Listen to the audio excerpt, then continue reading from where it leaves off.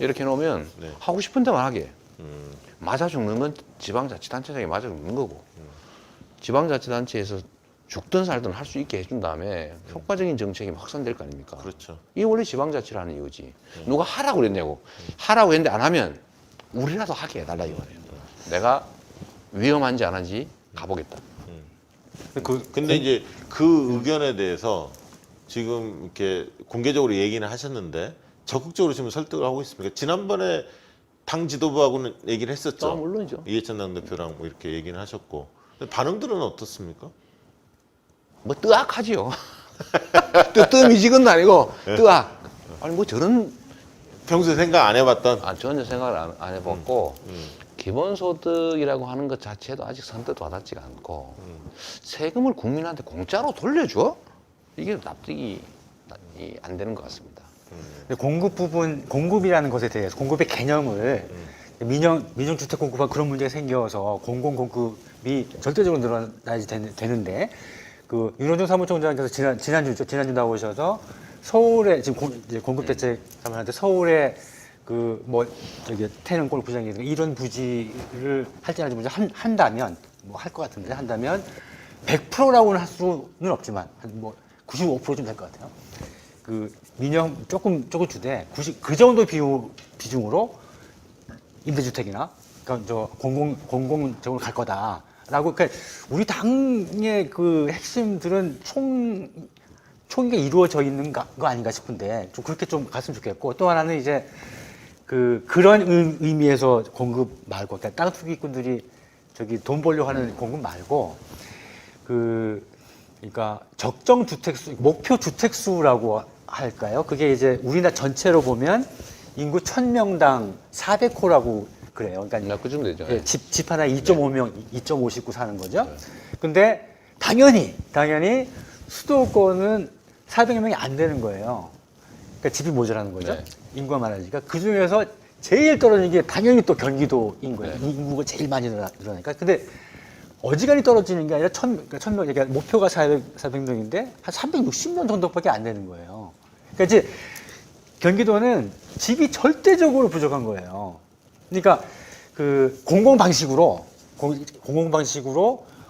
그 공급을 엄청 더 푸시를 해야 되는 상황이 아닌가. 그게요. 그러니까 신규 택지를 개발해가지고 자꾸 공급하면 본시가지, 구시가지, 전통시가지들이 완전히 망가집니다. 예. 원래 그렇게 하면 안 되는 거예요. 이건 약탈령입니다. 사실 이거를 문제 삼는 학자들도 있어요. 이게 신도시를 만들면 새로운 자본이 일을 시작하잖아요. 네. 거기서 이익이 생기는 게 공짜가 아니고 이 구도심의 이익이 이쪽 옮겨오는 거예요. 여기 망가집니다. 그러니까 원래 국가의 기본 정책은 신규 택지 개발에 매우 신중해야 돼요, 원래. 어떤 형식으로든. 네. 예. 그러니까 우리는 기존 시가지들 사람들의 수요는요, 총 수요로 따지면 임대든 임차든 소유든 총 수요 숫자는 거의 비슷해요. 그러니까 이미 꽉 찼는데 사람들은 더 좋은 주택을 원하는 거예요. 사람들이 이제 생활 수준이 올라갔기 때문에 옛날에 그 반지하 방이라든지 뭐 단독주택의 2층, 3층 이런 거 안 살고 싶은 거예요. 그러니까 새로 지은 아파트, 새를 살아도 새로운 아파트. 그러니까 여기 다 비워버리는 겁니다. 근데 여기는 이제 망해가잖아요. 그래서 원래는 이쪽 지역을 재개발, 재정비 사업을 지원해줘야 돼요. 근데 불편하고 시간 걸리고 힘들죠. 왜냐면 이해관계가 충돌하고 막 안 하겠다는 사람도 있고 막 데모하고 막 시끄럽잖아요. 그러니까 안 해버리는 거예요. 그러니까 여기에 애정을 갖고 에너지를 투자해줘야 됩니다. 그러니까 지금 식으로 지금 그 미래통합당이 100만 호 새로 지어서 공급하겠다. 그러면 100만 호에 해당되는 본시가지 전통적인 주거단지들은 다 죽습니다. 그러니까 우리가 주택은 투자 수요가 아니고 사람들의 주거의 수단이다라고 인정해 줘야 되고요. 사람들은 그러면 진짜 주택이 부족해서 그러냐. 아까 얘기한 그 측면이 있죠. 좋은 주택 있어요. 진짜 수요는 아까 투기 수요, 공포 수요 이런 건데 이게 생기는 이유는 정책 결정권자에 대한 불신 때문이에요. 막 세금 올린다 그러죠. 아, 저거 나중에 바꿀 거야. 저거 없어져. 그냥 해보는 거야. 심지어 저거를 내고도 훨씬 더 많이 남을 거야. 라고 믿으면 그 백약이 무효죠. 네. 왜 그렇게 믿냐면 정책 결정하는 사람들이 집을 여러 개를 가지고 있어요. 네. 아니 손해보면 가지고 있겠냐고 그 사람이. 집값이 오르냐 내리냐는 예. 시장에 이기는 정부도 없지만 정부를 이기는 시장도 없는 거예요. 합리적인 선을 넘어서 통제가 안 되지만 합리적인 선 내에는 통제가 돼. 그러면 정책 결정권을 가진, 즉 부동산 가격에 영향을 미칠 수 있는 사람들이 집을 여러 채 가지고 있는데 자기 손해보는 방향으로 정책 결정을 하냐? 절대 안 할 것이고 확신이 있으니까 가지고 있는 거예요. 그래서 사람들은 저거 사인을 아주 부도덕하다가 아니고 맞아, 확실하게 올라. 증거로 보는 겁니다. 그 불신이 아니라 역신뢰가 돼. 네, 그럼요. 예. 불신이 아니고 말씀 맞아요. 거꾸로 가는 거꾸로 게. 확실한 증거예요. 예. 집값이 오르는. 그래서 절대 안 믿죠. 다른 방향으로 믿죠. 예. 그러니까 이런 상태에서는 정책을 아무리 좋은 걸 해도 소용이 없어요. 그래서 그 실거주 위주로 세제든 공급이든 이제 하는 적극 동의하는데요. 그게 이제 어떤 식으로 또 전환이 될 수가 있냐 하면 지금은 가령 저기 큰 넓은 땅에 지금 박모 씨 집처럼 중대에는 박모 씨 넓은 땅을 자기 혼자 가지고 이런 건 문제가 되겠지만 소위 말하는 고가 주택 있잖아요. 네. 그거는 자기가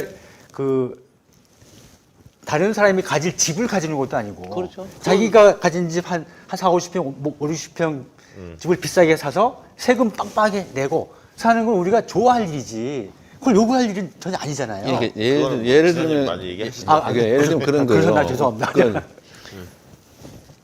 자전거를 네. 한 대를 가지고 출퇴근용으로 거기다 온갖 액세서리를 해가지고 1,000만 원짜리 자전거를 타고 다니고 그거하고 네.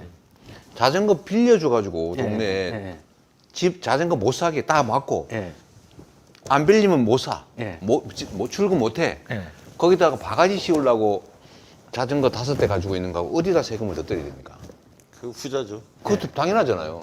물론 액수에 비례해서는 당연히 1%를 내면 똑같이 1% 내고 좀 더 낼 수도 있지만 너 왜 이리 비싸?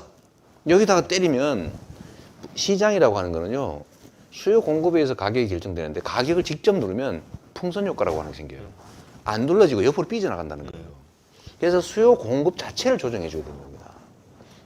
알겠습니다. 뭐 정책 그 국민 화합의 길이 아닐까. 집 혼자 가지고 핑계 가지고 세금 많이 내는 건 존경할 거 아니에요. 아니 그거를 사실 지사님이 그 발표를 많이 했어요. 네, 저 못 그러니까 들어요. 여러 차례 일가구 얘기했죠. 1주택에 대해서는 실거주. 실거주자들을 너무 그 세금을 무겁게 징벌 때리면 과세하면 안 된다. 되고 네. 가격이 높다는 이유로 압박하면 안 된다. 네. 그럼 그게- 가장 마지막에 해야 될 일이에요. 예. 네. 안 너무- 사는 집을 빌려주는 거 세금 많이 그렇죠. 물고. 비거주용, 다주택 이런 것도 하고 그 다음에 이제 그래도 안 되면